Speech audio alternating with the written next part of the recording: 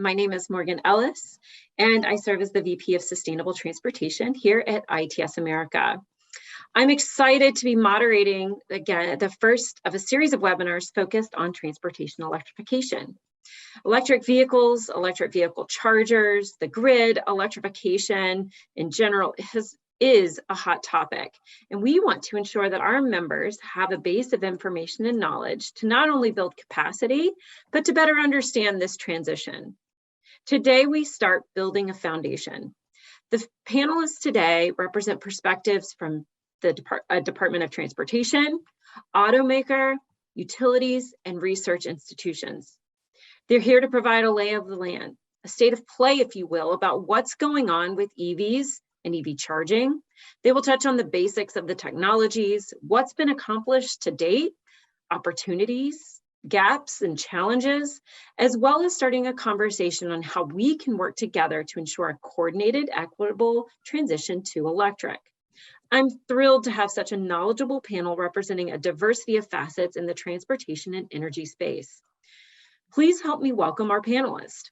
Tim Sexton, Assistant Commissioner in the Sustainability and Public Health Division at the Minnesota DOT. Mary Roten, Global Sustainability and ESG at Ford Motor Company. Jim Polk, who serves as Electric Transportation Manager at Duke Energy. And Stephen Pekarek, Professor at Purdue University and Research Co-Director at the National Science Foundation Research Center called Advancing Sustainability Through Powered Infrastructure for Roadway Electrification, also known as ASPIRE. We're excited to kick this off. And so without further delay, Tim, I'm going to hand it over to you. Thanks so much, Morgan, and thanks to ITS America for hosting this today. Yeah, I appreciate being here to share a little bit of perspective from one state DOT and also hope to capture sort of the broader range of experiences and perspectives from, more of a national perspective as well. So a little bit about just quickly on my role, as mentioned, serve as Chief Sustainability Officer and Assistant Commissioner with the Minnesota Department of Transportation, focused on sustainability and public health. Part of that scope does include vehicle electrification. And I think one thing, thinking about how to share kind of the basics, the foundation of where state DOTs are and how they're thinking about vehicle electrification and EVs. I think it might be helpful to frame this around the new National Electric Vehicle Infrastructure Program. While these are dedicated resources coming to state DOTs, I think it also can help to highlight how state DOTs are different, and there's really a range of experience and perspectives, expertise, and really interest in this new program. I think Minnesota, I hope, is a good example, as we're somewhere in the middle of the spectrum, not the furthest along, but definitely not the least far along either. So a little bit just in terms of framing the conversation, the National Electric Vehicle Infrastructure Program, NEVI, for those who are not familiar, there's a formula and discretionary. These are formula and discretionary federal programs that were authorized under the infrastructure or the IIJA or the bill that really are focused on supporting electric vehicle charging along key transportation corridors. The formula program is the one that state DOTs are most excited about right now, as guidance exists and is out there. It encourages states to focus on interstates, but also can include other national highway system routes as part of alternative fuel corridor designations. Plans for this are due August 1st. So state DOTs around the country are pretty frantically trying to ramp up and prepare for this. So the other key, just in terms of setting the stage here, what's required is that to qualify as an EV corridor for funding under this program, there must be at least 4 150 kW fast chargers installed within 1 mile of any corridor at increments of no more than 50 miles. So 150 kW fast charger, not the fastest out there, but faster than most of the non-Tesla chargers that are kind of out there on the street. Funding's routed through state or federal highways to state DOTs and intended to fund private development of EV chargers, including installation costs and support for operating and maintenance costs for up to 5 years. Formula funding is based on state population. Discretionary guidance is yet to be released, but there's about $2.5 billion available. So This is why states are really excited. For example, in Minnesota, the federal share is about $68 million that we're expecting to get. And if you add the non-federal share, we're looking at about 80 million over 5 years. So that's why we're excited about this right now. But before that, states were working on electrification too.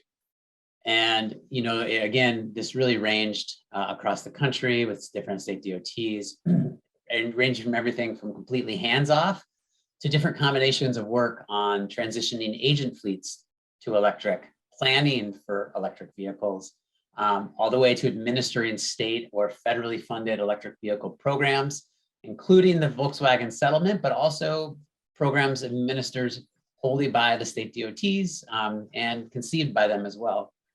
So some states were also building expertise piloting other alternative fuels. And I think whether that's hydrogen or biofuels or propane autogas, I think some of these experiences working with these different fuels are really going to be helpful as states build out their expertise into electrification. States are also really different in where they are and how they work with aviation, transit, rail, and intermodal programs that also have ties to new federal funding programs. So just one example. So like a state like Minnesota, we have done a series of plans, starting with a sort of a visioning exercise to set the foundation in the state back in 2018 that started, but, to identify market conditions, to identify potential EV corridors based on traffic volumes, key employment centers and tourist destinations, and also established a goal for EV adoption in the state. In our case, it was about 20% of light duty vehicles by the year 2030, which gets me into another thing, another piece that folks should be thinking about as it relates to new formula fund or new funding for EVs, but also kind of how states are thinking about electrification and why. So our approach in Minnesota, is really our support for EVs is largely driven by the need for climate action and reducing climate pollution from transportation, the #1 source of greenhouse gas emissions in the state. However, EV benefits clearly go beyond just climate, including lower cost of ownership, greater resilience to fuel price volatility, and even resilience to disruptions caused by extreme weather, especially with new technologies that allow either vehicle to building or vehicle to grid technologies, which are really exciting for the resilience, but also cleaner air, job growth potential, et cetera. So different states have different reasons, and that will impact, I think, decisions they make around new federal funding programs. One outcome we've seen already, so the guidance for the new federal program was released in February. But I think one thing that we're looking forward to is sort of this increased parity amongst states. So again, states are all over the map, state DOTs, in terms of how they're thinking about EVs and what they're doing. But I think this is the new NEVI requirements for planning and program implementation are really going to raise that floor. So that's exciting. But the other thing to think about, because I think we have state DOTs and others on this call, is that as states further refine their priorities for electric vehicles, it's likely that DOTs are going to play different roles in administering this new program and really all EV programs moving forward. So just like the current differences between state DOTs around EVs, there are differences in relationships between state DOTs and their state energy offices, public utilities commissions, utilities, EV charging vendors, equity organizations, and other key partners that are really going to influence sort of where state DOTs go.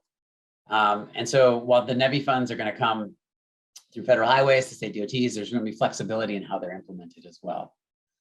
So for example, it's possible state energy offices or state environmental agencies could serve as program leads, depending on staff capacity, organizational structures, experience with Volkswagen settlement funding. All these things are going to impact that.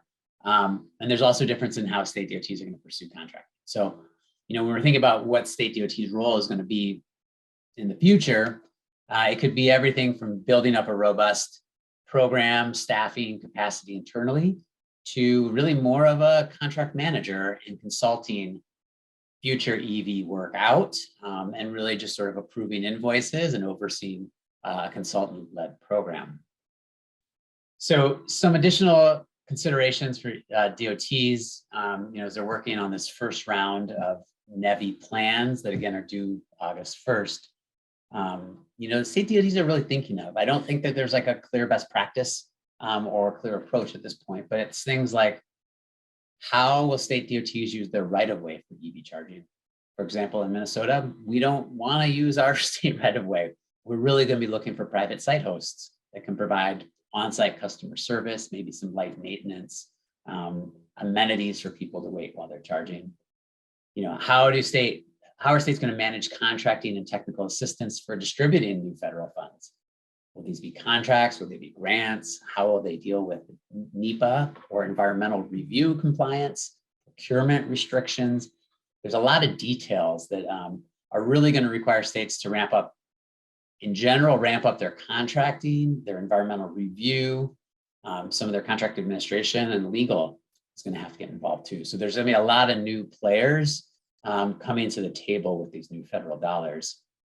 And then another final question that we're hearing, I think, from quite a few folks, some of our peers, is whether states should be prioritizing interstates or other NHS highways, and whether these first rounds of plans that are due, should focus on redesignation of existing corridors. So this is a little bit of sort of in the weeds here, but I think it is important to highlight some of the specifics that we're thinking about as a state DOT, but also others as we're sort of, in many cases, building this plane as we fly it, depending on where states are and sort of the range of expertise and experience.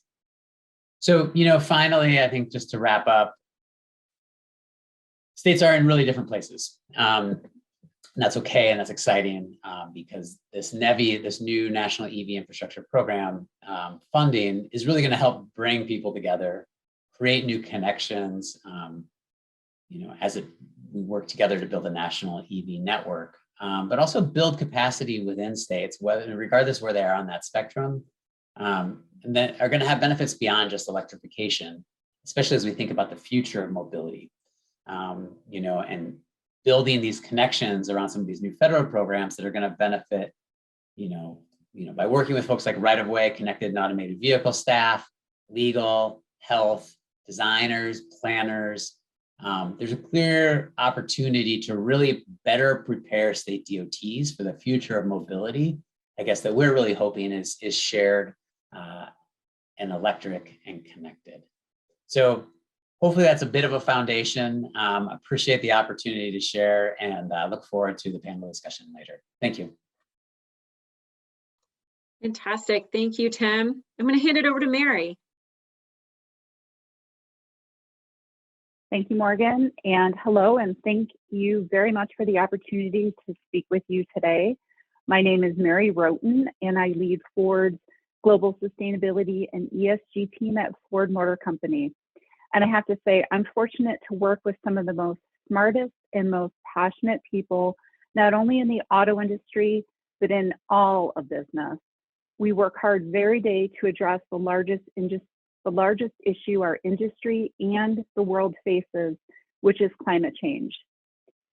As you may know, Ford is one of the largest automotive and mobility companies in the world, which means that we really believe that we have a responsibility to lead the charge in sustainable business. We're committed to help build a better world where every person is free to move and pursue their dreams. In my role, I work across teams across the whole business, across the whole company, all 184,000 of us, to help set our sustainability strategy and bring our sustainability aspirational goals to life. And we truly believe that the value of our business is rooted in our purpose to help build a better world. That means creating a future that's inclusive, equitable, sustainable, while we're setting the way for strong business for decades to come. Fueled by this company purpose, we have established 10 sustainability aspirational goals. And I want to say our definition of sustainability is very broad and encompasses all of our efforts to protect both people and the planet across our business. Today, I'm going to focus on our most ambitious aspirational goal, and that's to become carbon neutrality no later than 2050 through our investments in clean transportation, clean manufacturing, and support for our communities. In fact, when we set our aspirational goal, we pulled together data throughout our whole company and realized that three biggest buckets in our company, our facilities, our suppliers, and our vehicles, constitute over 95% of our carbon emissions, and that's what we're working on. Starting with our vehicles, we plan to lead the electrification revolution because it's good for our customers, good for business, and good for the planet. We've made a lot of investments lately.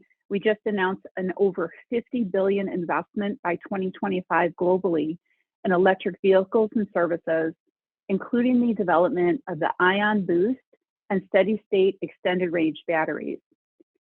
We're developing creative solutions to repurpose materials. We've recently partnered with Redwood Materials, a leading battery company, to develop a battery recycling program that'll reuse over 95% of the battery materials so we can preserve the planet's natural resources.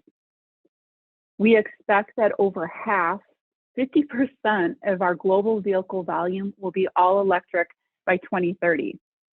Let me pause there. That's 8 years away, and we're shifting our portfolio to have over half of our vehicle volume all electric. And what our plan is, we're electrifying our most popular nameplates with no compromise. Last November at the COP26, we signed the Route Zero pledge to aspirationally work toward 100% zero emission cars and vans globally by 2040 and in leading markets by 2035. While we've set these big, audacious, aspirational goals, we've also set shorter term goals. We've set science-based targets for both our vehicles and facilities. And I want to mention that our vehicle target is a well-to-wheel commitment. What that means is that we're considering the energy source that's used to propel our vehicles and our data. What that really means is that a clean grid is vital to our success. I'm really happy to say that our customers are responding to our approach. Mach-E's are on the road now. If you haven't seen one, get to your dealership and try it out. It has over 300 miles to a charge. And I have to say, I've driven it many times. It is so fun to drive. It goes from 0 to 60 in 3.5 seconds. And in case you're wondering, yes, I have tested it out. And yes, that statistic is correct. We also have a couple other products that are coming down the pipe. The E-Transit, we have well north of 25,000 reservations with around 126 miles to a charge, and that product is launching very soon. And our F-150 Lightning, we currently have north of 200,000 reservations with a target of 320 miles to a charge that'll be launched sometime spring this year. And I want to mention that the Lightning comes with intelligent backup power, giving you the ability to power your home in an outage in case there's like some type of power outage for 3 to up to 10 days, which I think is absolutely amazing. But you don't have to wait for this feature. The current F-150 hybrid, and this is a product on the market today, it features a power backup system where you can transform your vehicle into a generator that'll supply enough power to run your tools at your workplaces or appliances to go. And I just want to say this to you all, don't take my word for it, just Google the Ford F-150 hybrid and power capabilities, because there's been some great stories in the news that talk about how the F-150 hybrid has helped customers today during, actually last year, during the power outage in Texas. And it also saved a wedding right outside of our world headquarters in Dearborn, Michigan last year. Our manufacturing facilities. We've made significant investments in our facilities with a recent announcement of well north of $11.4 billion investment, which is the single largest investment effort in electrification to date of any automaker. And our announcement, it was all about building the Blue Oval City. It's going to house 3 new battery plants, as well as a next generation EV facility that'll create well north of 11,000 US jobs. And I'm really proud to say that these facilities will be our first greenfield carbon neutral facilities. So probably the one thing that we really need to consider while we're transitioning from internal combustion engines to electrification is the workforce. And we really need to consider our ability to reskill and upskill and better develop our employees and people in the communities in which we operate. And I'm happy to say we're investing around $90 million in Texas alone as part of a $525 million total investment around the US over the next 5 years to transform Americans' auto technician industry. These programs are aimed to develop highly skilled technicians and will support our growing portfolio of connected vehicles globally. I also want to talk a little about financing. Late last year, we announced our sustainable financing framework that I personally had the privilege of working on with our Treasury office. And this framework covers debt issuance at both the Ford Motor Company and the Ford Credit level as we shift to this new electrified portfolio. Under that framework, we launched our first nearly $2.5 billion green bond. And also last year, we tied $15.5 billion credit revolvers to meeting ESG metrics. So really, really exciting actions we're taking at Ford. And I want to point out that transparency is at the core of our work. For 23 years now, actually, I paused for a second because it'll be 23 years on March 31st. We've been reporting our sustainability progress through our sustainability report. And on March 31st, we're launching our second integrated sustainability and financial report, our first human rights report, and a more detailed report on climate change and climate disclosures through our TCFD report. Let me wrap this up by highlighting that at Ford, the value of our business is rooted in our purpose to help build a better world. We're focused on investments in clean transportation, clean manufacturing, and support for our communities. We plan to lead the electrification revolution for the same reasons we continue to set and achieve our sustainability goals, because it's good for our customers, good for business, and good for the planet. Thank you. Thank you so much, Mary. And I will also say, if you all on the in the presentation have not been or seen the Mach-E, highly recommend, 5 stars, would recommend to a friend. So be sure to get some time to check out the car. Thank you so much, Mary. Next, we have Jim from Duke Energy. Welcome, Jim. Hey, everyone. Thanks so much for having me here. To go to the next slide there. I'm Jim Polk. I'm Electric Transportation Manager for Duke Energy. And what I wanted to do today is give you kind of some of the perspective that an electric utility would have with electric vehicles and where we see the opportunities are.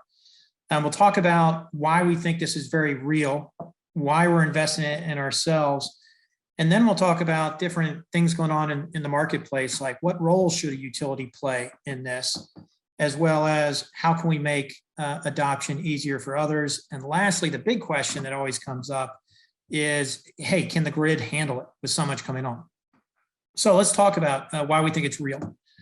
Mary gave a wonderful presentation, and what we're seeing in the marketplace at Ford and other automakers is that they are really kind of bringing really putting their mouth where they should really be.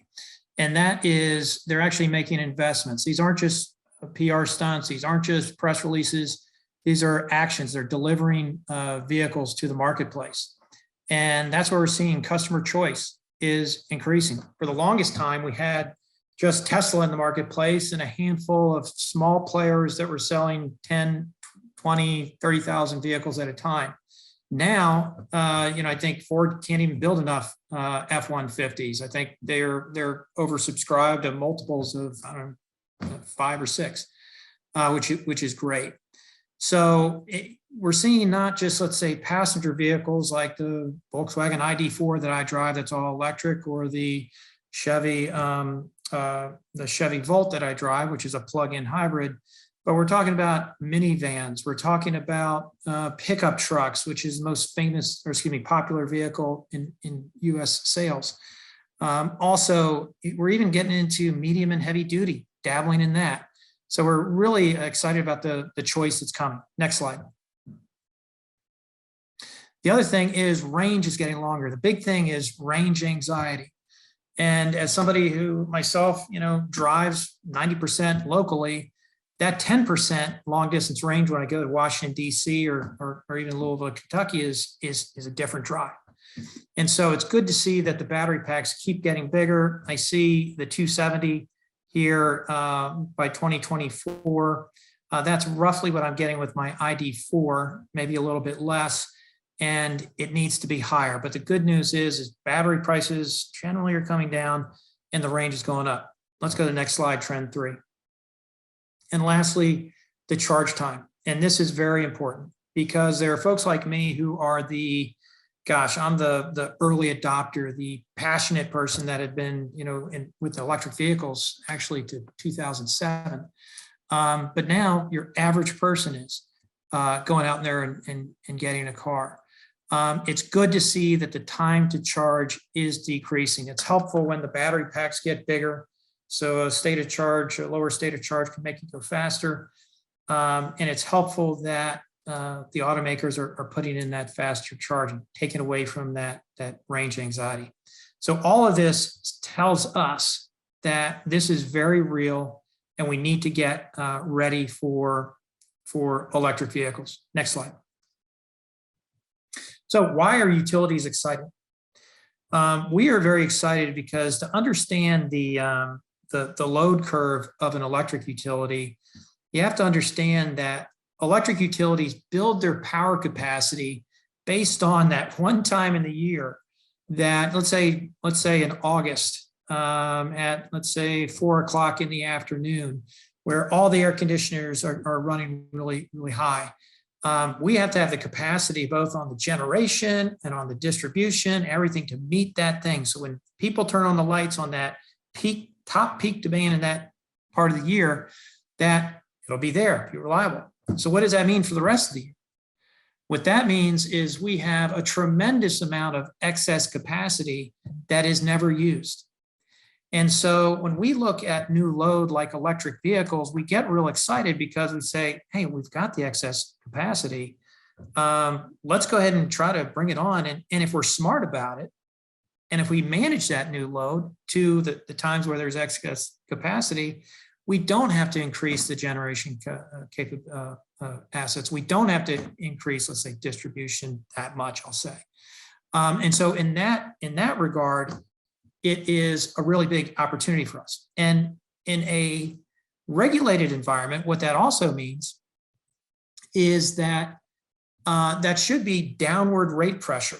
If you increase the utilization, but you don't have to increase the assets to support that utilization, that should be more revenue that's there to spread across the load, have a lower cost per unit. So very big opportunity. This is just a picture of a slide of something that we're working on where we're incentivizing people to charge off peak. Charge off peak. And the good news that we found already in less than 8 months is that it works. And pretty simple technologies of, hey, we'll pay you $13 a month if you charge your electric vehicle off peak. Or we just did a OVGIP capability where somebody can be remotely, you would give us the ability to actually dial or have control over your charging. So really big opportunity. Utilities are very excited because we think it can be a win-win for everybody, including those folks who don't even drive an electric vehicle. Next slide. What role should we play? A lot of people say, well, let's leave it just to the private sector. We don't want to go ahead and give folks with unfair capabilities to be able to run this. That is one opinion. And one thing that we would say is unfair is actually something that's been out there that's doesn't really make sense, because anytime that we're in the marketplace and we are, let's say, competing, we are using the same amount, paying the same cost of electricity as anyone else. The other thing is that we can play a role that the private sector is not willing to stand up to yet. So for example, some of these DC fast chargers for electric vehicles, they're not that profitable, particularly now when there's not as much utilization.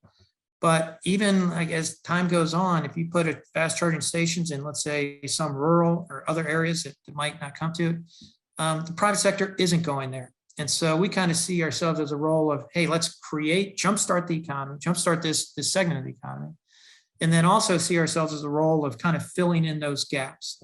So there's a fair discussion between, where utilities should play, where they shouldn't. We're open to that, but we really feel we do have some important role. Next slide.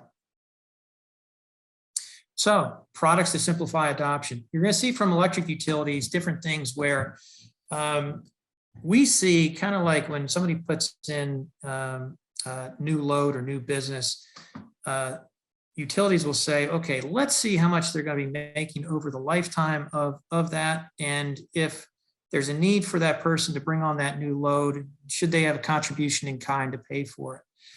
And if there is enough usage over a certain period of time, they may not even have to do that. So we've looked at that, and you'll see different utilities like our own proposing make-ready credit investments. So when somebody wants to bring on a charging station, whether it's residential or even commercial, we can give them some funding up front to get them started, knowing that over a period of time it will pay back. Another product, EV tariff charger rental. Okay, if somebody just wants to go one-stop shop, go the utility, get that make ready, get the installation, and just rent the charger like in the old days when you'd rent a telephone from the telephone company, you could do that. There are some subscription models where if you give us the ability to turn on the load up or down, and you do it, you charge, or we just allow you to charge in the off-peak, well, then you can just pay one flat fee and save a lot of money, like 20 bucks a month or $24 a month as opposed to 40. So there are products that we're all utilities, or many utilities are out there trying to make the adoption easier. Next slide, if we have one. Yes, can the grid handle it? The answer is yes, but with a big caveat. And what I mean by that is we do have this excess capacity. So you look at residential vehicles, passenger vehicles. You look at particular fleet vehicles. Those are all vehicles that can be kind of managed to the off-peak. And when you look at historical precedents of utilities being able to bring on new load, this doesn't look like anything that we can't do. It looks very doable. If you look at how vehicles are kind of cycled in and they're over time, 12 to 20 years, we've got some runway, we can do it. The big caveat is there are parts of the grid, let's say right around the airport when you have a bunch of trucking and freight, or you go to outside of town where you have automobile dealerships and they're all electric. That could be an issue. And what that requires is a lot of planning upfront, and it requires a lot of thought and proactive action. So can the grid handle it? Absolutely, for almost most of the vehicle types. But the caveat, there are a few areas that we would have to start on now and get ahead. And then even some products like, medium and heavy duty trucking, that also requires some thought. Do I have another slide, or is that it? That's it. And I look forward to Q&A at that time. Thank you. Thank you so much, Jim. Next, we have Steve from Aspire. Thank you, everybody. Thank you for your time. I greatly appreciate it. I'm Steve Pekarek. I'm wearing actually a couple hats today. I'm a faculty at Purdue, and Purdue and a group of colleagues of mine are part of an NSF center, National Science Foundation Center called Aspire, where our goal is a sustainable and equitable future for transportation. Our goals are listed here on this slide. And if we move to the next slide and just point your mind, I'll just say that we have a broad consortium of universities across the country. And indeed, internationally, this Aspire is led out of Utah State. We're also working with Colorado Boulder, University of Texas, El Paso, Purdue. We have international partners, Auckland University. We also have partners here that are adjacent partners, Colorado State, University of Colorado, Colorado Springs, Cornell, And part of our efforts are really building relationships across Department of Transportations, across our national labs, Oak Ridge, for example, NREL, INL. And so it's a broad consortium. And I guess if we move to the next slide, one of the keys is seamless charging. And if a takeaway would be ubiquitous charging, so that as you move to an electrified transportation, range anxiety and costs are reduced by the easy availability to charge and charge relatively rapidly. There's a host of different techniques to do this, including wired and wireless. I'm actually going to focus on the next slides on some of the wireless related activities and our real focus on heavy duty vehicles. And I'll describe a little bit of our motivation in doing so. So this is a picture of a wireless transportation transfer system where you embed coils within a roadway, and you also have receiving coils underneath the vehicle. Here, for a heavy duty vehicle, it shows under the trailer, but indeed our designs have been done for under tractor or trailer. And we're talking about power levels. If you have a class 8 or above semi fully loaded running at about 65 miles an hour, that's you have to transfer about 200 kilowatts of power continuously to facilitate that vehicle's energy needs. And some questions that Aspire and indeed colleagues here at Purdue working with INDOT, Indiana Department of Transportation, have asked are, can you do this technically across the relatively large air gaps that are present between the vehicle and the road? And then does it make sense financially? And one of the things I'll say today is yes, in both of those cases. We're actually building a prototype system now for INDOT that will be our first stages in laboratory will be taking place in the next couple of months. It is a 215 kilowatt unit, and it's relatively straightforward to construct. Now, in terms of cost, if you would do something like this for the roadway as vehicles are moving, the cost is going to be on the order of millions of dollars per mile, the additional cost. But what we've been able to establish, and a colleague of mine, Dionysius Elaprantis, had really done a very thorough analysis on what does it cost to construct this in today's dollars? And if you look at the curves of adoption and include that, and include the costs that you would have to have in building the infrastructure adjacent to the road, the power system, you can indeed, it is financially attractive to do this. It's financially attractive actually, not only from the person or group that runs the roadway, but also from the vehicle, the one that's operating the fleet. Both can win. And if there's questions, I can point you to articles that we have related to that. Next slide, please.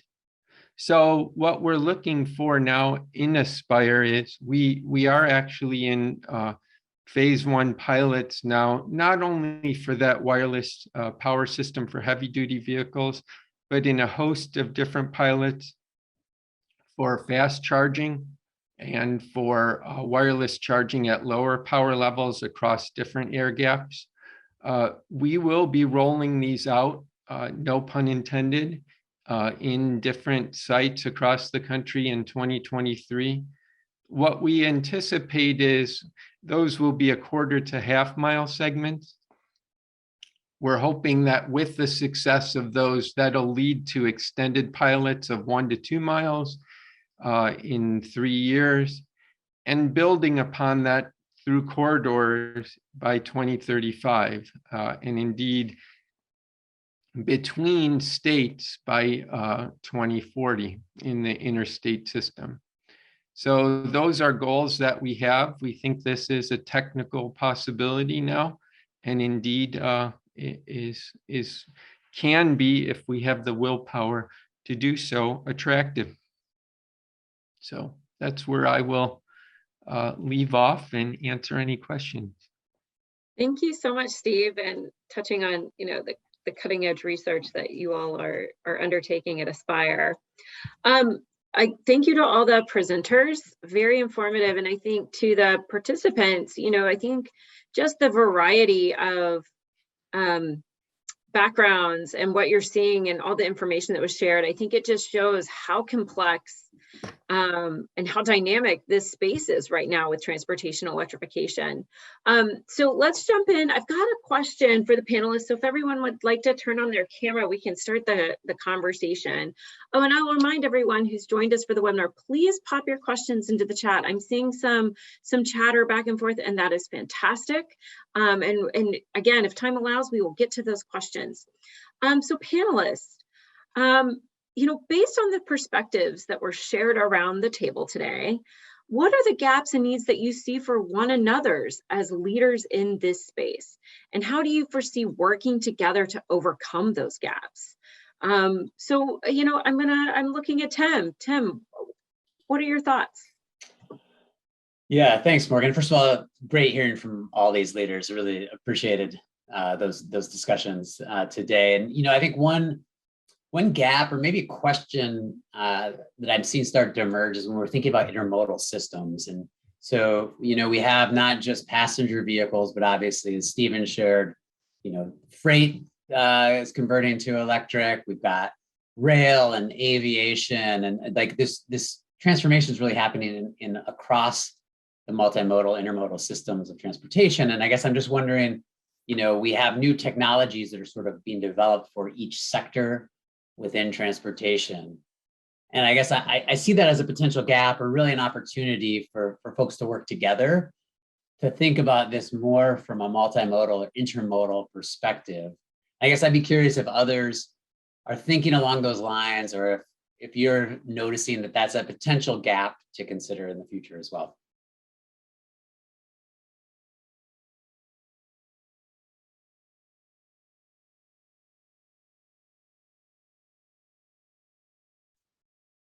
Well, Tim, this is Jim, Duke Energy. The gap that I see, so it's not exactly what you were seeing, let's say, in other industries.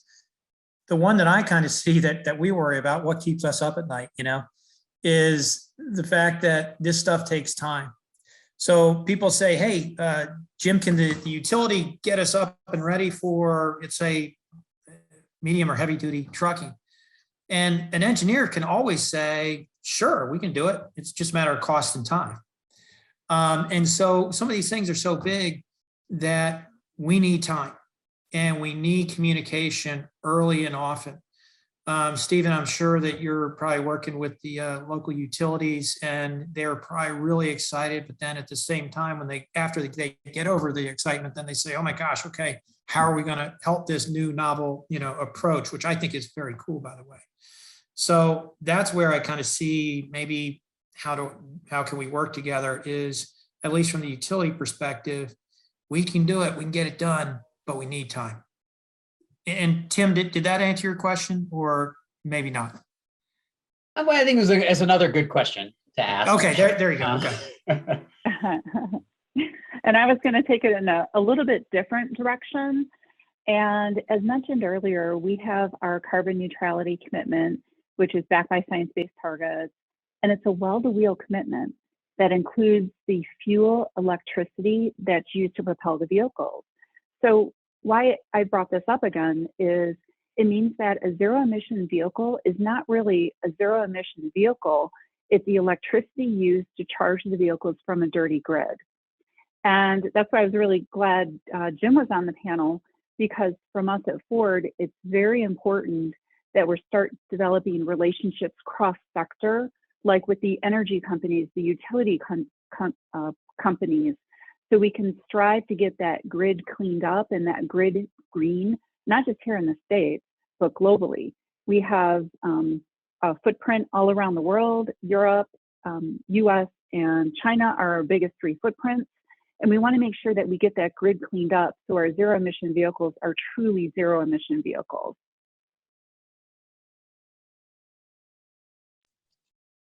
Yeah, Mary, I think one thing that's really neat, the grid is getting greener and cleaner as we speak. The Union of Concerned Scientists had a map that where they show, okay, depending on what part of the country you're at, that particular region, that will tell you kind of how clean or dirty the energy source is there, and then it translate the electric vehicle, right, operating off of it. So let's say the Northeast or California, it's like you're driving a car 95 miles per gallon, or if you're in the up Northwest, it's even more because they have all that hydro. It's really clean. And even in the Carolinas, we're driving cars that are like 60. I don't have the numbers right, but it's pretty darn good. And it's getting better. And what's cool is you can see that same map that was made like 10 years ago, and then 5 years ago, and then today, and it gets better and better and better.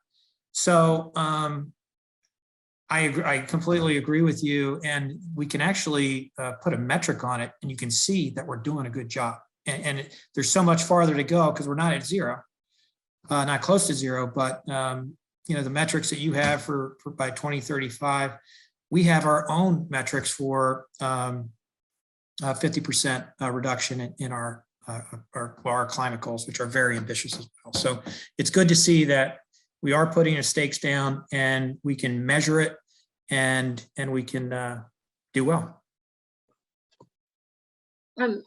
This is a great segue into one of the questions that popped up in the chat. Jim, I believe it was during your presentation. And, this segue about, of course, a cleaner grid, but how we think about that grid. And, the question that came in was from Patrick Walsh, and it's to Jim, but I also would like to tie in Mary on this one because it's related to V2G. So Jim, what role do you see vehicles playing in the vehicle to grid power transfer? Could EV owners be incentivized by helping manage peak grids with bidirectional charging? And so I think that is a utility question, but it's obvious with the Lightning F-150 that Ford has put some thought into that too. So I'm looking at both of you for some thoughts and feedback on that question. Yeah, I can just really answer we see an opportunity with vehicle to grid, but we need data on it.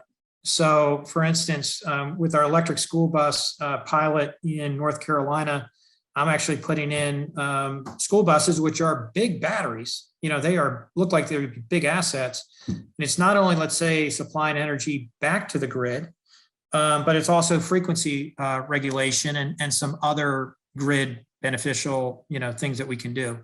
So we're looking into it, but, we may find out that the cost is too high. We may find out that sending data back and forth, that there's energy loss. We may find out that that the impact to the battery has an economic cost. So the answer is we don't know, but we would love to see if this could be a beneficial grid asset. And the other thing is that could be maybe supplementing solar panels or wind or intermittent energy. So there's a lot of opportunity, but we need data, and that's why we're doing some stuff right now. And then the last thing I'd say, not to take up all Mary's time, is vehicle to grid is one thing, but then also vehicle to home or vehicle to building is another thing. I think it's a little easier than vehicle to grid. So maybe it's not vehicle to grid. Maybe the immediate opportunity is more economic, more value with vehicle to home. What do you think, Mary? I am thrilled you brought up vehicle to home because I was also going to talk about vehicle to home. And I'll share this story. A couple years ago at our Ford World headquarters, we had this neat little setup. It was in a trailer within the trailer, it was set up like a home. It had washing machine, it had a fridge, it had all the day-to-day appliances and anything that you could possibly need to run a house. And it was charged up by our Focus battery electric vehicle. And it was the coolest thing on the planet because all of your power sources could be handled just by the Focus. And earlier I talked about how as we move to the F-150 Lightning, how that vehicle will give consumers the ability to charge up their home between 3 to 10 days in a power outage. So the vehicle to home is really exciting, but we're also investigating vehicle to grid and how might we be able to use our vehicles to charge up the grid. And there's a lot of things we got to work through, like what Jim mentioned, but I see that bidirectional charging and feedback. I see that as a huge opportunity, whether it's the grid, your house, or whatever else we can think of. Great, thank you. We've got another question. Oh, and this is for Steve, related to maybe sending along the articles that you referenced, and then a question about where to go to learn more about the partnerships with different universities and organizations that are taking place in the wireless charging. We have a website, aspire.usu.edu, and that will take you to locations that will identify those. I can provide, if there is a mechanism, I can send subsequent to this an email to you that provides a reference to the article that's actually right now in review, but it's in pre-evaluation. It's open to the world to look at the costs and the cost model and feasibility of high power vehicle charging. Okay, and I can get you that, or if you have it handy, you can drop it into the chat. Okay, I'll look for it right now. Okay, well then maybe I'll look at Tim about a question, from a state's perspective, this idea of future proofing your transportation electrification investments. That's got to be really important, with what I believe you referenced, $80 million on the table for Minnesota to do these investments. How are you thinking about this idea of future proofing? So when you put something in the ground, making it last into the future. A great question, Morgan, and it's one that I think we're still sorting through. To be candid, it's the requirements around the new federal program set a minimum of 150 kW charging speeds, but I think the future is going to be faster than that, and we're going to want to get as close to, or hopefully exceed, this time it takes, or be faster than the time it takes to charge or fuel up your car right now with gas or diesel. So this is a big question. The technology is just changing so quickly that it's going to be hard to, I think, not avoid some potentially sunk costs. But recognizing that we need to do everything we can right now to get chargers out there to grow the market. So yeah, I think this is going to be really important, though, not just for the chargers themselves, but also as we work with utilities to understand what are the needs for everything up to the charger, to make sure that we're coordinating with utilities on their investments, because that's going to play a big role in the costs of the chargers and the cost, how many of these we're actually going to be rolling out. So it's a bit of a punt there, but it's one thing that we're hyper aware of, but it's also something that, it's really hard to predict where the technology is going to go and how quickly it's going to evolve. So I think for us, though, we're thinking we want to put in as fast the chargers as we can right now, recognizing that they'll be faster in the future. Right. I believe there's some more questions. Let me see in the chat. Hang on just a second. Hey, Rachel, sorry, I need some technical assistance. Hey, Rachel, I can't see the questions that I believe Eric had posted. Maybe I am missing it on my screen. Oh, Q&A, sorry. My apologies, you all. I had the wrong screen open. Let's see, Eric had a question. I noticed that the phrase patent pending in the chat.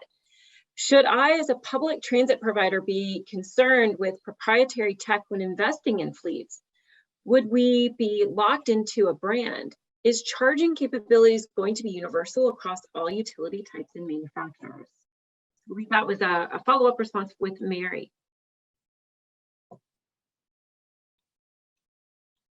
All right, how to get it off mute real quick.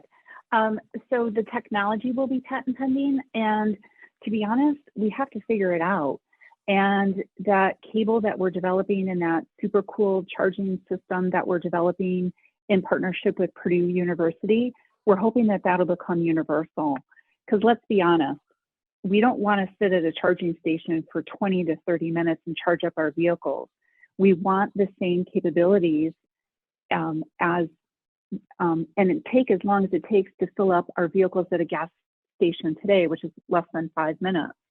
So we're trying to find all kinds of creative solutions in order to do that. And this partnership with Purdue to develop that new type of charging and super cooled and make it really fast, we're hoping that that can be available for everyone. But it would be a Ford Purdue patent that they're working on the technology right now. And a lot of this we have to figure out. And it's quite a few years away from when this technology will be on the road or be at the stations, the charging stations. And it's something that we have to figure it out. Great. I think we've got time for one more to squeeze in, and this is related to power outages.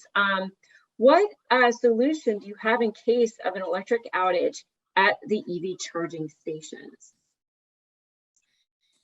Yeah, at the EV charging stations, generally, hopefully you're going to have, let's say, multiple chargers. So you don't necessarily want to go to a charging station where you only have one.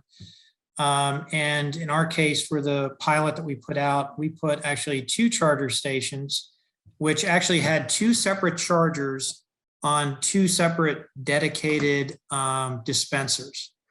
So what we wanted to do is we wanted to eliminate the thing of either one just being there and it's down, or there was one charger connected to 2 dispensers and then that being down. So we created redundancy. Now, I think with the IIJA money, they are recommending that there be 4 chargers and probably to some degree, some kind of redundancy there. The other thing is you also try to plan. We did not put in credit card swipes, which some people do want credit card swipes, but we thought that was just another thing that could go down and you could have a charger working, but if the swipe doesn't work, it stops there. Same thing with cellular versus Wi-Fi. So we try to put a lot of thought into it. We also try to make sure that there's good communication. So if you're part of a network, you can see ahead of time, is it operating or not? So that, as you're doing your planning, you can see. I can agree that there's room for improvement. I can see there's room to learn from, let's say, Tesla, who I think does a real wonderful job with their network. But yeah, that's something that we have to work on. We need to continue to work on, and it's not perfect yet. Thank you, Jim. Well, we are right at the top of the hour here at 3 o'clock Eastern. I want to say first, thank you to all the panelists who've taken time out today to share your perspectives and your thoughts and to address questions. We are very appreciative of your time and expertise. Thank you to everyone who dialed in to our virtual webinar. Stay tuned for our next webinar in the series, which is scheduled for mid-May. And we will be releasing information on that soon. If you're interested in learning more or have questions, please don't hesitate to reach out to me. My email is mellis@itsa.org. And again, thank you all. And I hope that you all have a great rest of your day. Thank you all so much.